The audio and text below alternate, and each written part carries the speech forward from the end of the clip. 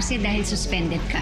Dahil nalaman nila na ikaw ang nag-set up kay Crisan. I think you should just lie low muna with your plans. Fix your issues muna with your mom. The next time gumanti ka kay Crisan, she's on your side na. Ano man ang gawin natin, may balik sa atin. Kaya nga, binabalik ko kay Raymond ang ginawa niya sa akin. Tapos, masaya ka na nun? Gusto kong mabuhay. Gusto kong maramdaman ako ng taong mahal ko. Basta pabagal-bagal ka, maunahan ka talaga niyan, Brad. Oo nga. Now is the time, bro.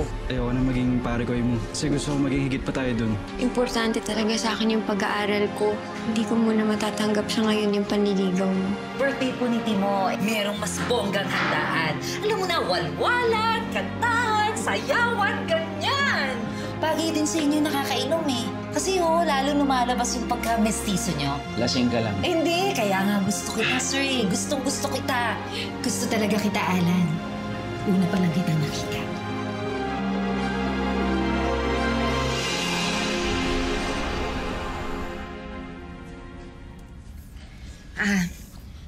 Sir, mauna na ako. Sige. Ako rin, mag-ayos lang ako ng gamit. Sige, sir. Sige, ingat. Sige.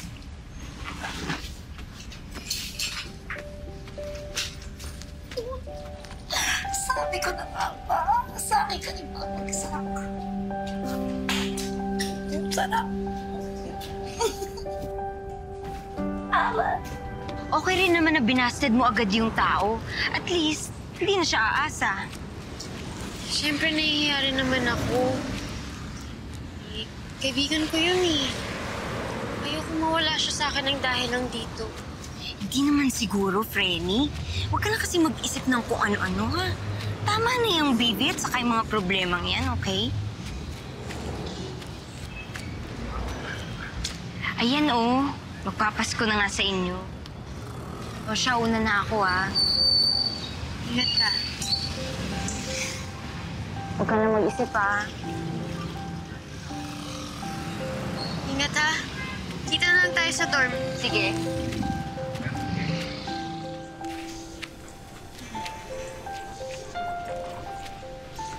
Ma'am? Ilagay ho natin sa Christmas tree. Sige.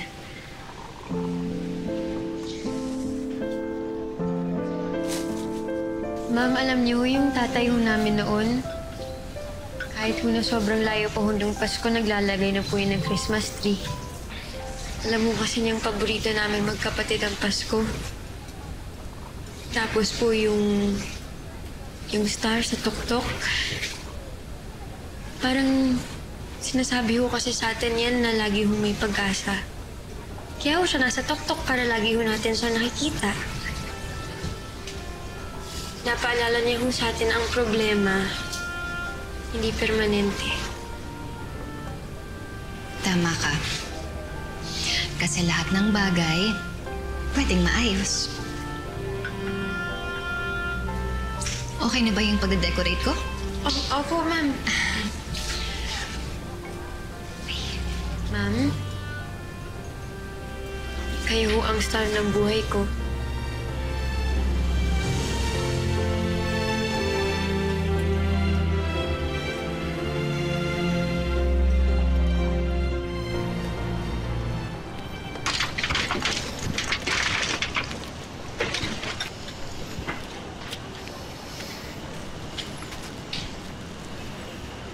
Okay. Diego. Sige. Maya ka muna. Di na. May discount. Half the price.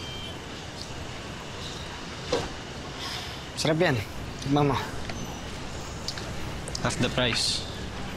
Half the price. Sigurado yan, ha?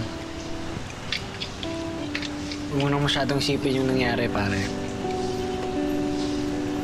Lakas ka ba kumain pag mas maloob mo? Baka gusto mo magluto pa ako. Hindi, okay na to.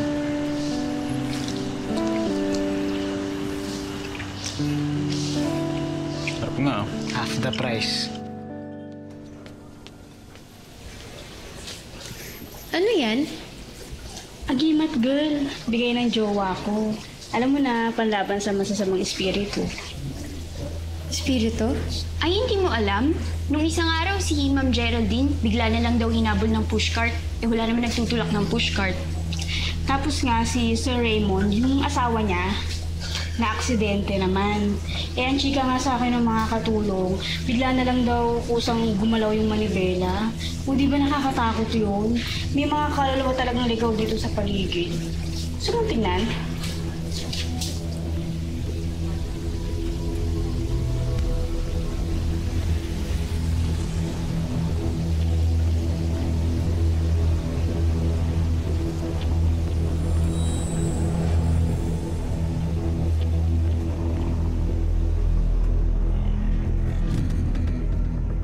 So, bros na kayo ulit ni Diego? Hindi naman. Nagkaintindihan lang kami, pero alam naman kasi namin parehas na hindi pa pwedeng magka-boyfriend si Crisan eh. So wala kaming gagawa. Eh, paano kung nasabi lang ni Crisan yung kay Makoy dahil ikaw ang gusto? Tingin ko naman totoo yung sinasabi ni Crisan. Importante sa kanya yung pag-aaral niya eh. Scholarship niya. Kasi kagaya ko, marami rin kaming pangarap sa buhay. Pangarap sa sarili, pangarap sa pamilya. Eh, tama lang yung alam mo nang ligaw-ligaw. So maghihintay ka sa kanya, pare ko eh. Aba, saan gugupuan mo niyan? Mabubulo ko niyan. Oo nga. Tsaka bro, may maganda akong kaklase sa English. Gusto mo, yun na lang ligawan mo, di ba? Set up kita bro. Sira. Ako bahala. Ay nako, tama din yan na maging magkaibigan muna kayo. Kasi kapag pareho na kayong handa, kung talagang kayo talaga. Eh, paano kung iba ang nagustuhan mo? Hindi kayo. Pero alam mo, James, kung totoo yung nararamdaman mo sa isang tao, kahit gaano pa katagal yan, hindi magbabago yung nararamdaman mo para sa kanya.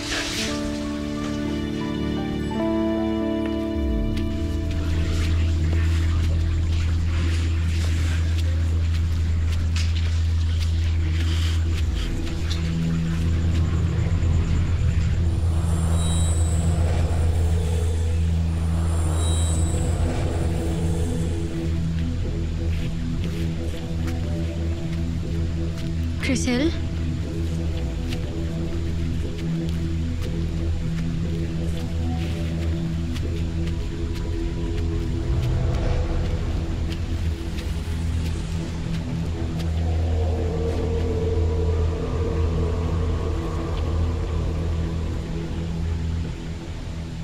Bakit mo ako hinanap?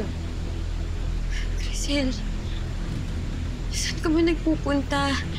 Ilang araw ka nang hindi nagpapakita sa akin. Namimiss na kita. Nakita ko kayo ng Geraldine na yun kanina. Alam mo ba kung namiss ko nang gawin yun? Na pagkasama natin si tatay. Pero hindi na pala pwede kasi patay na ako. Crisel. Alam ko na kung sino pumatay sa akin, Crisan. Si Raymond De Villa! Ang asawa ni Ma'am Geraldine? Paano mo nalaman? Sinundan ko sila. Masama! Nabangga siya kagabi.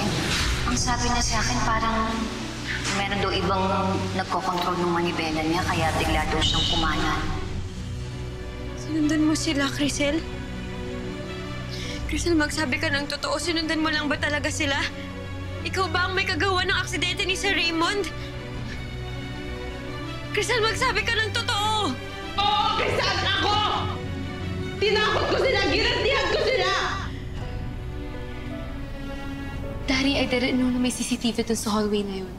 Tsaka, I just wanted to get rid of that girl sa life ko pati sa school. Di ba that's what you said? Oo, pero huwag mo na uulitin yan kahit kanino. Hindi sa akin ang galing yan. Yes, Ito na. Napagsabihan ko na itong anak natin. I'm going to my room. Cheska, sandali. Cheska, sandali! Bakit mo hindi ka nakikinig sa akin, ha? Cheska, lahat ng ginagawa ko para sa kabutihan mo. Naiinis ka ba dahil dinidisiplina kita? Geraldine, tama na. Ito kasing anak mo sumusobra na eh. Alam Alam mo ba, pinahamak na si Crisan?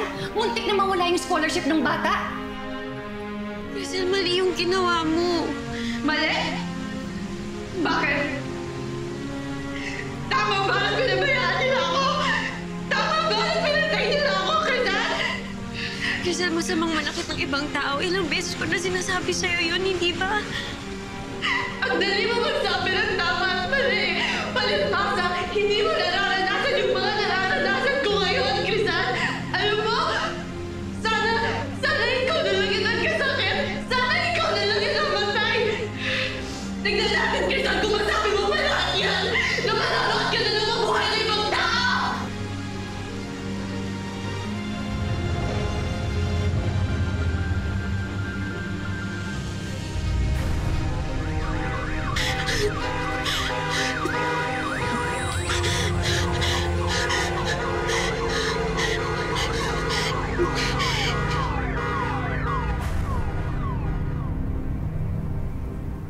Muntik ka na ma-expel sa school ninyo. Mabuti lang na usapan ko na naman yung principal ninyo. Kung ano-ano na naman ang pinangako ko.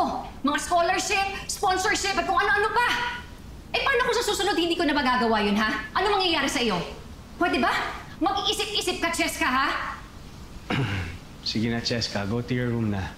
And you are grounded! Hindi ka pwede lumabas ng bahay. Pwede na ako sa school ka pupunta. Naiintindihan mo? Sumagot ka!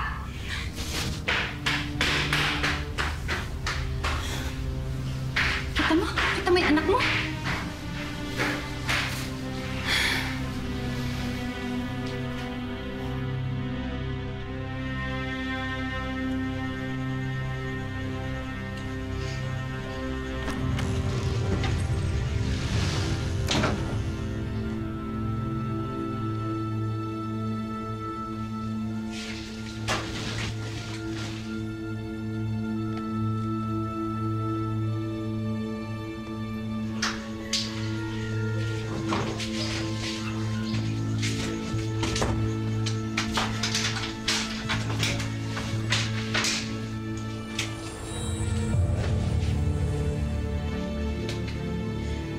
Diego, ako na lang gustuin mo. Diego, tayo na lang.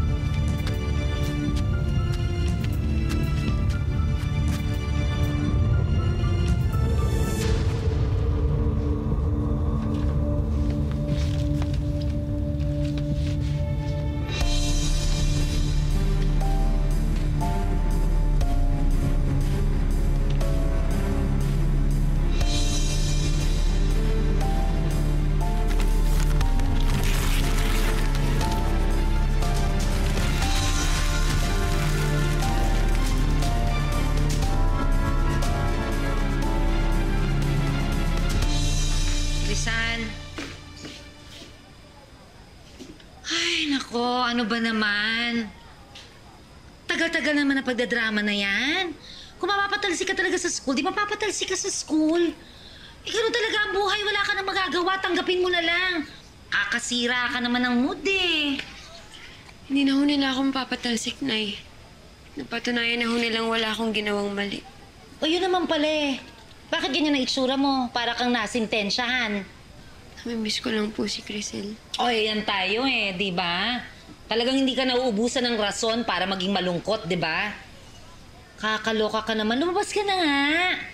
Sige na, doon ka magkalat sa labas ng kanegahan mo. Nakakaawa yan eh. Sige na, labas na doon. Kakainis. Sige na, labas na. Sorry. Crisel! Crisel, pupunta na rito si Tita Levy. Ay! Yung landlady niyo? Opo. Hindi niyo pwede makita si nanay dito. Oh, hoy! Sino sa inyo nagsumbong? Ha? Sabihin niyo sa akin, sino nagsumbong sa inyo? Ha? Kayo! Sino nagsumbong? Ha? Ano? Pati kayo magsalita? Hindi na pwede. Sino nagsumbong sa inyo? Santa! Ay! Ariel! Sandali! Wala ako nalagyan! Saan ka ako magtatago? Hindi ko rin alam. Crisanta! Norilyn! Nasaan si Crisanta at ang nanay niya? Ano? Crisanta! Buksan yan eh. Crisanta! CR natin ang Nay, sana mo kayo magtatago? Norilyn, saan siya magtatago?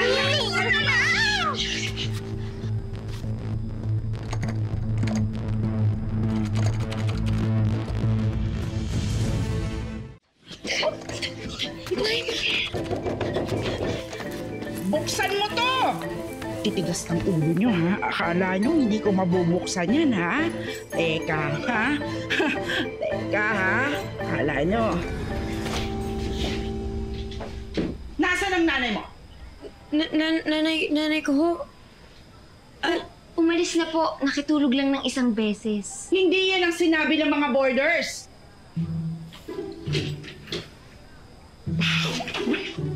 Nasaan ang nanay mo, Crisan? Sabi ko nga po sa inyo, umalis na nga po. Huwag niyo nga akong paglololokohin, ha? Hindi ba't malinaw ang usapan natin na hindi kayo pwede magpapasok ng iba dito kahit ang nanay mo? Naiintindihan mo? Opo. Ano to? Maloloko niyo ako? Ako pa?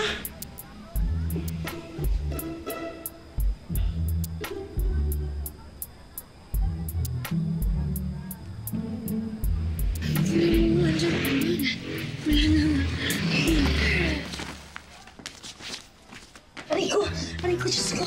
Ay, ang saya nun, ha? Ang saya nun. Ay, ano ba yan? Kailangan na ho natin umalis dito kasi pag nagtagal pa ho kayo dito, baka mahuli na ho tayo eh. Anong ibig mo sabihin? Bakit ayaw mo na ako dito? Ganon, ha? Bakit mabigat na ba ako sa'yo, mahal na prinsesa? Ganon ba? Yung ba sinasabi mo sa akin? Hindi ho, yun yung ibig kong sabihin, Nay. O ano? Anong ibig mong sabihin? Sige. Huwag ka mag-alala. Ha? Malapit na ako umalis dito. Pag nagka-boyfriend na ako, doon na ako titira sa kanya. Ano ka naman? Kala mo naman enjoy na enjoy akong kasama ka? Hindi rin, no? Nakakaloka. Buisit na to. Kapal mo, ah. O mahal na prinsesa, patayin nyo na yung ilaw. Natutulog na ako. Napagod ako sa pagtatago. Nakakaloka kayo. Sige na. Ano ba?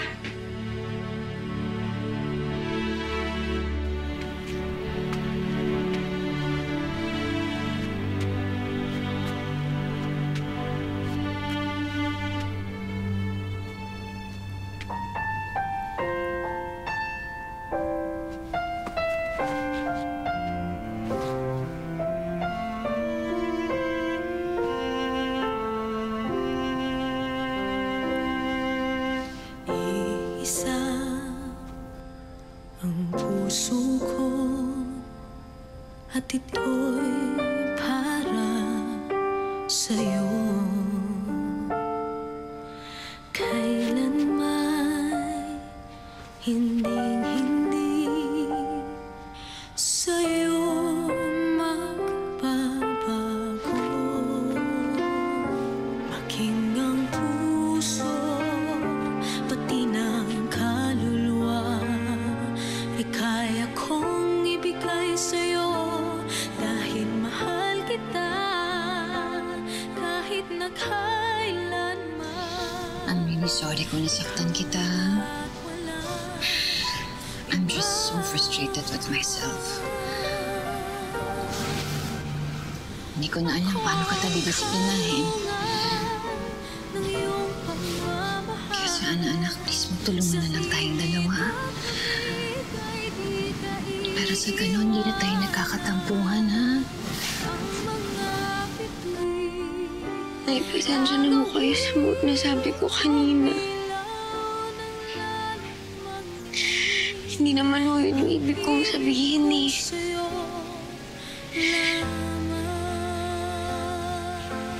Hindi po totoong... Hindi po totoong hindi ko kayo gusto kasama. Nanay ko kayo eh.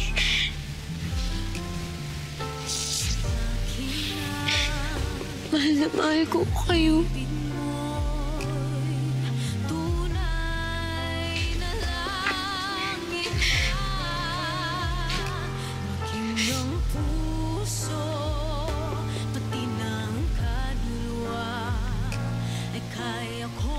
na mahal kita, Nay.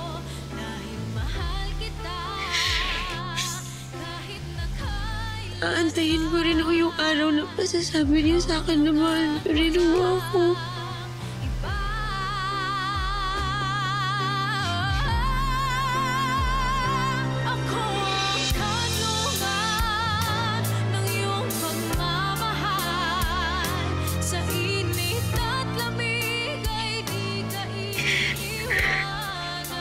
Nay, mahal mo kita. Sana ako dumating na ho yung panahon na hindi na ako patakas yung pagyakap ko sa iyo. Pag-ibig kong sa'yo lamang. Ako ang kalungan ng iyong pagmamahal. Sa init at lamig ay di ka iiwanan. Ang mga bituin gagawin kong ilaw ng lalong magningning. Pag-ibig kong sa'yo, ako ang kalungan ng iyong pagmamahal. Sa init at lamig ay di ka iiwanan. Ang mga bituin gagawin kong ilaw ng lalong magningning. Pag-ibig kong sa'yo lamang.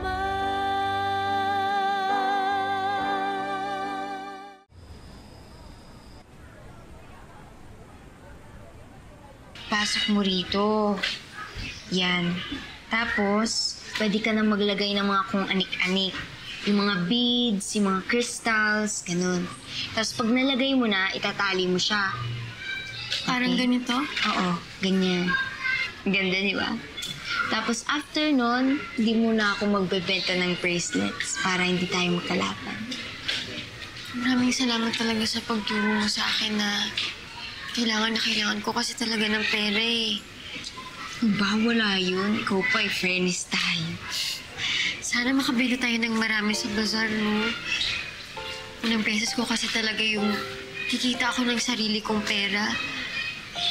Gusto ko maganda yung regalo ko sa nanay ko. Alam mo ba, kung may Ulirang Anak Award every year, Hall of Famer ka na. Mahal na mahal mo talaga nanay mo, no? Sobra.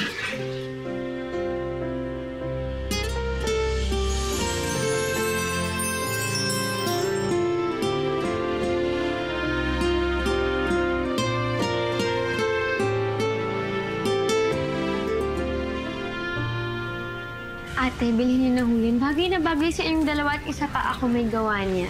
Sige, bilhin ko na. Maraming salamat. Uy, pinagkakaguluhan na yung mga bracelets mo. In fairness. Eh kasi magaling yung nagturo sa akin. Mag-shift ka na kaya ng course. Sandali lang, Noria. Sige lang.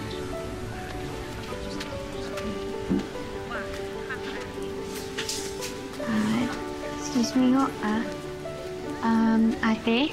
Magkano ho ito? Kahit dyan, 2,000 dyan. Baka naman ho pwedeng tumawad. Magkano ho last price? Hanggang 1.5 lang eh. Sagad na yun.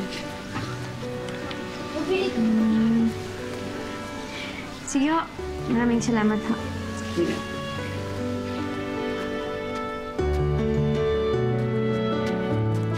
Mukhang nananahimik na tayo lahat. Wala na akong naririnig na ingay O sige, paiingayin natin ngayon to. Palakpakan dyan! Yan! O ganito Meron tayong bagong palaro ngayon. Bagong-bago ito. Ito ang tinatawag na paper dance. Kailangan ko ng 8 pares dito. Punta na dito. Partner mo yun. Ikaw, partner mo yan. Ito. Ganyan ba alam maghati-hati dyan, ha? Partner mo ko kay Boss Alan. Boss Alan! Ano? Baka naman pwedeng sumali kayo sa palaro namin. Ako? Oo! Paano naman ako sasali dyan? Wala naman akong partner. Si Teresa! Teresa! Di ba Si Bossing naghahanap ng partner para sa paper dance. Naku! Ano ba? Hindi ako marunong sumayaw. Nakakahiya. Baka matalo. Wag na. Teresa talaga ang KJ mo. Halika na nga! Sama ka na, laro lang naman eh. Halika na! Kasalan? Ano ba? Sige na nga. Pinipilit niyo ako eh. Ay. Oh, asan na yan namin? Ay, ito pala yung inyo. Yan. Oh.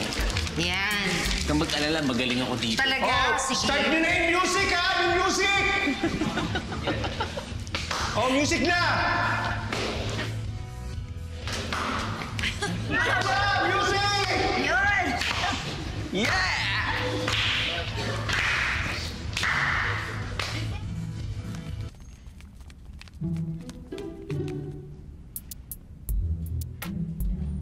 Okay, wala pa. Oh, tupi na. Okay! Ready! Music! Yay! Woo! Naku, sir! Out na kayo! Oh, ang natitira na lang, ito at saka sila Bossing. Yeah! Okay. Oh, dito na kayo!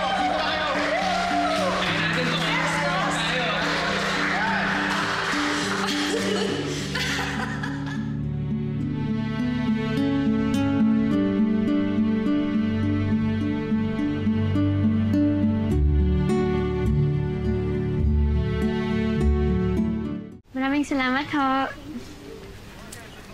Uy, ubos na agad. Ang daya.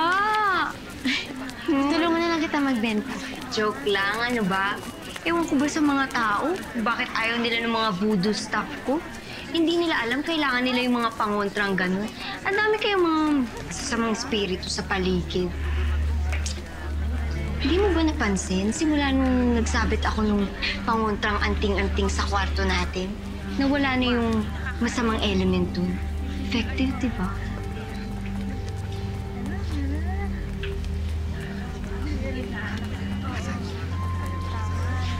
Uy, ate, bili ka na. Love magnet, effective promise. Ay, sorry, may boyfriend na ako. Pwede ikaw na. Ikaw na may boyfriend. Ba yan? Sino ko na nga lang ito isabit? Dali. Bakit sa akin? Basta. Yan. Sigurado ka ba? Oo. Ano ka ba? Ibenta mo na lang yan. Sa'yo na. Yan. Diba? Basta. Ano ba mangyayari? Christian! Margoy! Christian! Margoy! Hi, Christian! Hi. Uy! Margoy, balita ko, mabenta raw yung mga bracelet mo. Ano?